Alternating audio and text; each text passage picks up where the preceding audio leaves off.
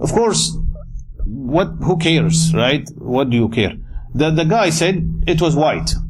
The Imam said it's not mentioned in the Quran, by the way, or in the Hadith. So the man said, okay, thank you, no problem. He went to another big Imam in the same city, and he sat in the halaqah. After he finished, he said, I'm a new Muslim. I have a question. He said, what's your question? He said, the dog that was in the cave with the people of the cave, what color was that dog? He said, it was black dog. He said, but the other one told me white. Which one is right? He said, I am right. He said, okay, thank you. He went next day to the same. Some people do that, and they can be sometimes very, very harmful, more than the people who show you that we are your enemies. He told the other Imam that the other person said that you're wrong and you don't know what you're doing. And the students of the two Imams started fighting. It almost became a war, just imagine, out of one person. That's why we need to be very, very careful. At that time, Imam Shafi'i happened to be there, and he wanted to unite the Ummah. Now, we want to start his story from the very beginning now. Everything we said was an introduction. Imam Shafi'i, his name, Muhammad ibn Uwais. Muhammad ibn Uwais, ibn Shafi' ibn Sa'ib. Now, why is it important to know all the four grandfathers? Because Sa'ib was a companion of the Prophet sallallahu alaihi wasallam. So, and Shafi' was a companion too. That's why he got the name Shafi'i from his grandfather Shafi'. He's Muhammad ibn Uwais ibn Shafi' ibn Sa'ib. Now, subhanallah, the wisdom of Allah subhanahu wa ta'ala, Sa'ib, his great-grandfather, was fighting against the Muslims in the Battle of Badr. He was on the Mushrikeen's side. Imagine his great-grandson is going to become Imam Shafi'i. In that battle, he was captured. The Muslims, what they decided to do with the prisoners in the Battle of Badr, they're going to free them for some ransom, some money they paid to the Muslims. The Sa'ib noticed that the Muslims were very gentle, very polite, even with the prisoners. Now at our time, you see what countries do when they win in a war and they take prisoners of war. Subhanallah, some terrible things they do. We hear stories. The Muslims were very gentle, very nice to their prisoners. So, by the way, a lot of prisoners accepted Islam because of that. Sa'ib, he wanted to accept Islam, but there was one problem. If you accept Islam, you don't have to pay a ransom. Because you're a Muslim now. You don't have to pay anything. You get freed automatically. He did not want the one who captured him to feel bad that he is going to accept Islam and he's not going to get the ransom. So he accepted Islam and he gave him the money. So the people asked him, they said, you accepted Islam, you do not have to give him anything. And listen, that's a new Muslim who's saying this. He said, I don't want my brother in Islam to feel bad because of me. He just became a Muslim. Look at us now, how much we care about each other's feelings. He said, I don't want him to be sad because I accepted Islam. He was probably hoping for some good money when I free myself as a mushrik. So I didn't want him to lose that chance of getting the money. I accepted Islam and I want to give him the money either way. So this is Sa'ib, the great-grandfather of Imam Shafi'i. Imam Shafi'i was very, very poor. He could not afford to buy paper to take notes from his teacher.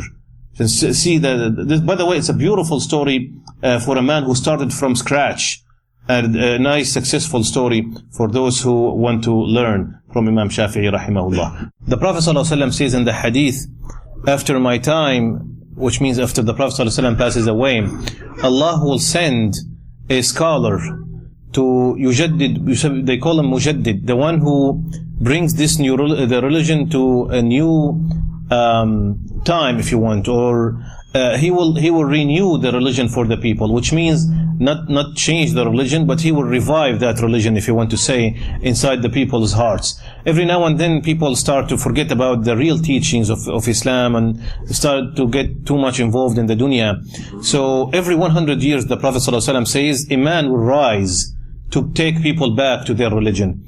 So the scholars, because of that hadith, they were trying to figure out who is the mujaddid of the first 100 years and then who is the mujaddid of the second 100 years. All the scholars agree that the mujaddid, this man who's going to do this, the first, or who did that the first 100 years, was Umar ibn Abdul Aziz.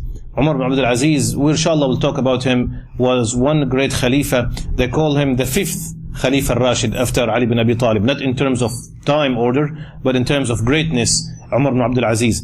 They say after Umar ibn Abdul Aziz, the second 100 years, the mujaddid is Imam Shafi'i. So again, this is the greatness of that Imam, who started, as we said yesterday, from scratch.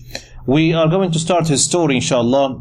Again, his full name is Muhammad, so his name is Muhammad ibn Idris ibn Shafi' ibn Sa'ib. And who said Sa'ib was a mushrik who fought against the Prophet ﷺ in the Battle of Badr. He was captured and he accepted Islam. Now, after accepting Islam, Sa'ib, the great-grandfather of Imam Shafi'i, he got married in Medina. And he had a child, and that was Shafi'. Shafi' was a companion of the Prophet ﷺ, and he lived in Medina. He was born, of course, as a Muslim, and that's how Imam Shafi'i got his title, Shafi'i. Shafi' got married in Medina again, and he had a child. His name was Idris, Imam Shafi'i's father.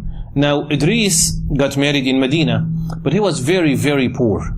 They say he used to live with the people of Suffa, those people who were very, very poor by the masjid of the Prophet ﷺ. So he wanted to try to go somewhere else to seek his rizq. He traveled towards Palestine. And subhanAllah, guess in what city he settled? In the city of Gaza. Subhanallah, now we're talking about that city. May Allah help the people in there. It's just we hear stories that are just unbelievable about what's happening over there. Inshallah, we'll make dua for them once we finish, inshallah. May Allah accept our dua. But we always have to remember them. The people of Gaza are going through a lot of pain and difficulty. Probably some of us saw the pictures that are nothing really to be compared to what's really happening in reality. Children and miserable stuff and tragedies happening every day. To the point that we get to the point that I cannot watch anymore and I don't want to know any, because as a human being, even if they were not brothers, our brothers and sisters in Islam, if I see this happening to my enemy, I will feel bad.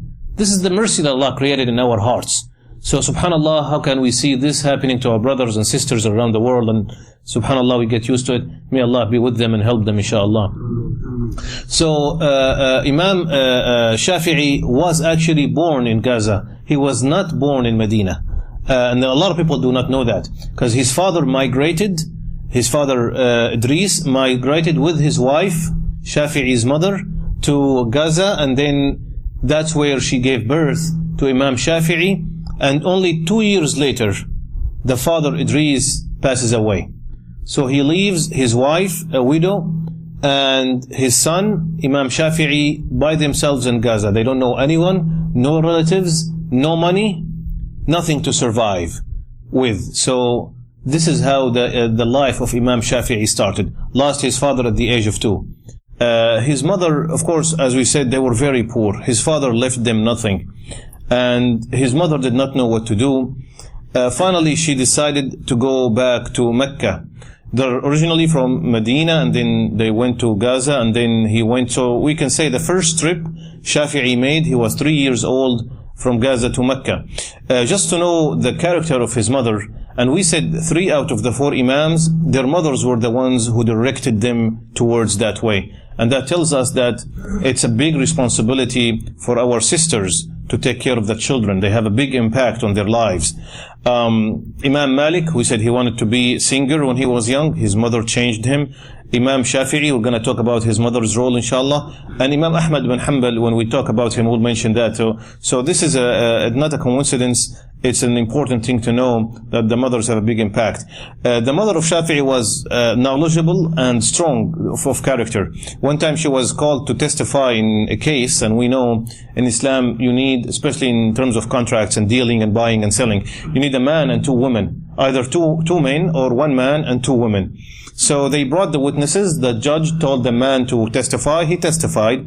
The mother of Imam Shafi'i was talking to another lady, the 2 witnesses, before the testimony was about to be given. The judge noticed that they were talking to each other. So he said to them, then each one of you will go to a separate room and they will testify. I don't want you to make up some testimony, just the 2 of you now. The Imam Shafi'i's mother said, no, that is against Islam. We should be together when we testify. He said, why? He said, she said, Allah said in Surah Al-Baqarah, أَن تَضِلَّ إِحْدَاهُمَا فَتُذَكِّرَ إِحْدَاهُمَا الْأُخْرَى. The reason why we need 2 women is that one of them might forget, so the other one will remind her. So we need to be together, and if we're not together, then we're not going according to the ayah. The judge actually was surprised that she had that knowledge, and he said, you're right. And they did it that way. So she was knowledgeable and strong of character. She went back to Mecca with Shafi'i when he was 3 years old only. And when he got to 7, 8 years old, she said to him, and this is a beautiful statement, she said to her son, by the way, she only had one son, Imam Shafi'i. She said, "My dear son, your father passed away when you were 2. And I decided that I'm not going to get married again. I want to devote my life to take care of you, hoping that inshallah he will become a scholar." And he was only 7 years old, imagine. And then she said to him, "I ask Allah to make you the one that's going to unite this ummah." And subhanallah, he had in the end a big role in uniting the ummah. When we'll talk about what he did, you will be amazed that one man was able to do all this. He was only 7 years old. By the way, the Prophet ﷺ says in the hadith, as he was entering Jannah, he said, "I see another lady. She's running, she wants to enter the Jannah almost with me." So I asked her, "How can you end up in Jannah so fast like this, almost with me?" She said, "I am a widow. My husband passed away and he left me children. I decided just to devote my life to raise them up the way that pleases Allah subhanahu wa ta'ala." So this is of course a big reward for those who do that. May Allah help us to raise our children the way that pleases Him, inshallah, and may Allah give us all Jannah. The one, again, 7 years old, very poor, can barely survive, could not buy material to go to school, to class. His classmates used to make fun of him because he did not have any money or anything.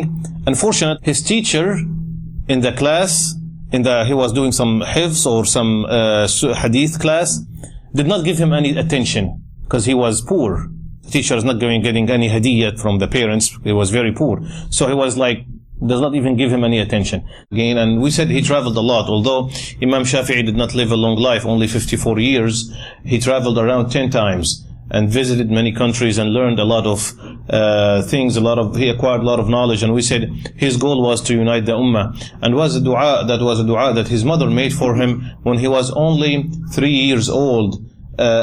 She said, "I want to devote you to be the one that unite the ummah by the will of Allah."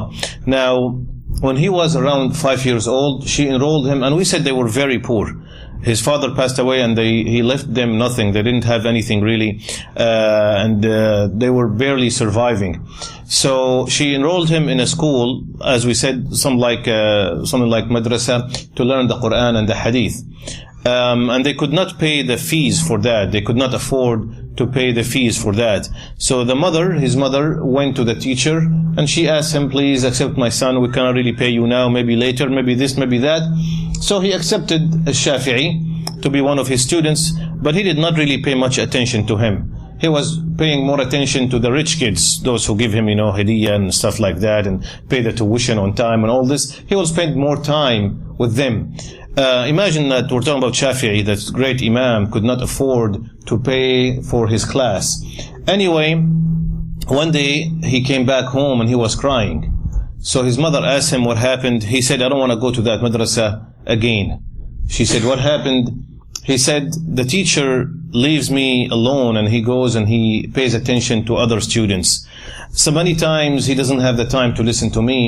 And you can imagine 5-year-old sitting in the class and the teacher is paying attention to everybody else except him. So of course that's going to hurt his feelings. So he felt really bad and he said, "I'm not going to go to that madrasa again." And again we said that the mother of Shafi'i, by the way, she kept directing him until he became even old, and she was always, subhanallah, behind him. And that's again a big role the mother can perform for her children. It's very important for us to direct our children and to help them plan for their future. Anyway, so the mother of Shafi'i told him, "I have a plan." He said, "What do you want me to do?" And again, he was only 5 years old. She said, "Whenever the teacher is sitting with one of the rich kids and he's paying him a lot of attention, sit close to them and try to listen what he tells him. Learn that way. But make sure the teacher does not notice you, or you don't bother the kid who's learning. Just sit close by without anybody noticing and learn that way." So Shafi'i, from 5 to 7, imagine, or 5 to 6, 1 year, 2 years, he learned the Quran that way, sitting close to the rich kids and learning from them what they're learning from the teacher. By the way, Imam Shafi'i later on when he grew up, he says a beautiful thing. He said, "I learned how to humble myself in order for me to acquire knowledge." We cannot get knowledge if we're arrogant. Whoever is arrogant, who thinks he knows everything, will never get any knowledge.